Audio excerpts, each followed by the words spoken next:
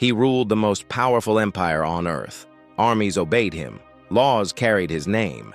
But his private life was never his own. His marriage was decided for him. His body was watched. Nothing behind palace doors was private. And this wasn't weakness. It was how power actually worked. Rome did not hide power. It performed it. When the emperor appeared in public, silence followed. Crowds stepped back. Officials lowered their eyes. Priests moved into position. Every ritual reinforced a single message. This man stood above everyone else. Orders issued in his name moved armies across continents. Taxes were collected. Laws were enforced. Public worship aligned itself around imperial authority. From the outside, it looked like total control.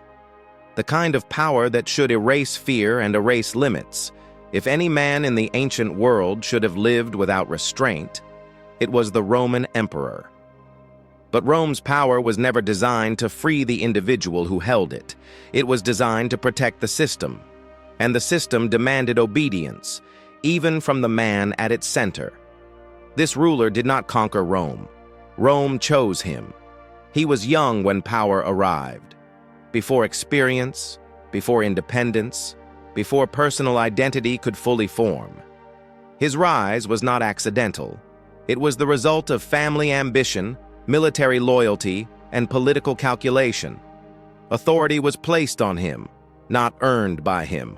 From the moment he entered the capital, expectations followed closely behind. Not expectations about laws or policy, but expectations about behavior, how an emperor should look, how an emperor should act, how an emperor should live, especially in private. The throne granted authority over others, but it removed authority over himself, because in Rome, the emperor was not a person first. He was a symbol, and symbols are not allowed private lives. Rome tolerated ambition. It tolerated cruelty. It tolerated violence. What it did not tolerate was uncertainty. Roman stability depended on predictability.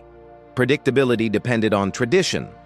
Tradition depended on control, especially control over the emperor's body and behavior.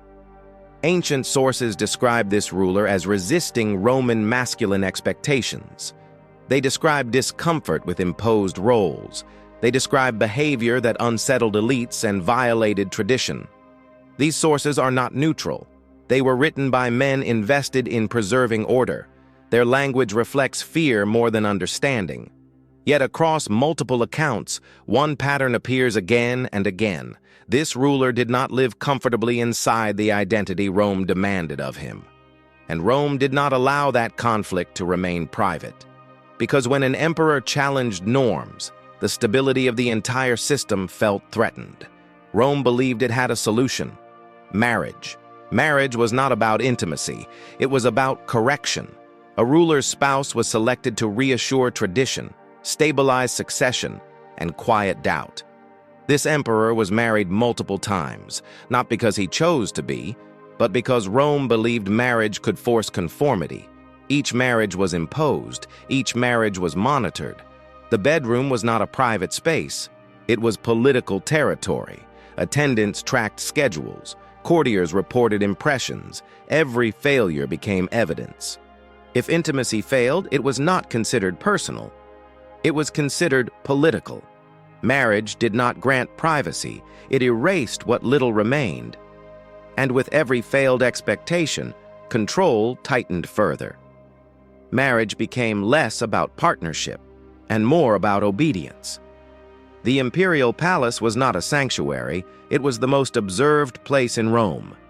Guards stood at entrances. Servants moved through corridors. Priests monitored rituals. Courtiers listened carefully. Even solitude was supervised. There were no locked doors, no unobserved moments, no private space beyond interpretation. Every gesture could be reported. Every rumor could become political truth. The emperor could command armies, but he could not command silence. And without silence, there is no private life. Power did not bring companionship. It brought isolation. There were no equals, no friends without risk, no relationships without consequence. Affection became suspicion. Trust became danger. Every interaction was conditional. Publicly, the emperor stood alone by design. Privately, he stood alone by necessity. And isolation did not weaken Rome's control, it strengthened it. Because a ruler without private support has nowhere to escape. Pressure did not arrive suddenly, it accumulated. Elite confidence began to fracture. Military patience narrowed.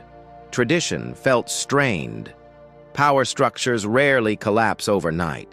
They withdraw protection first. Ceremony continued. Orders were still obeyed.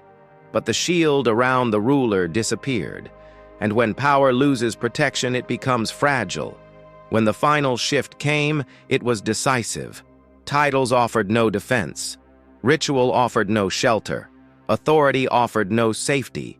Those who once enforced obedience withdrew it. The ruler was removed, his memory condemned, his image erased. Rome called this restoration. History reveals something else. Power protected him only while he fit expectation. Once his private life became unacceptable, power ended. This is not a story about scandal. It is a story about limits. Public power expands outward. Private freedom contracts inward. The higher the throne, the less the ruler owns himself. Marriage becomes obligation. The body becomes political. Identity becomes regulated. Power does not liberate, it consumes. He ruled Rome, but Rome ruled him. He commanded armies, yet could not command privacy. He sat at the center of the empire, yet lived without a private life. Because in Rome, power did not stop at the palace gates. It followed you into marriage, into the body, into identity. And that is where even emperors lost control.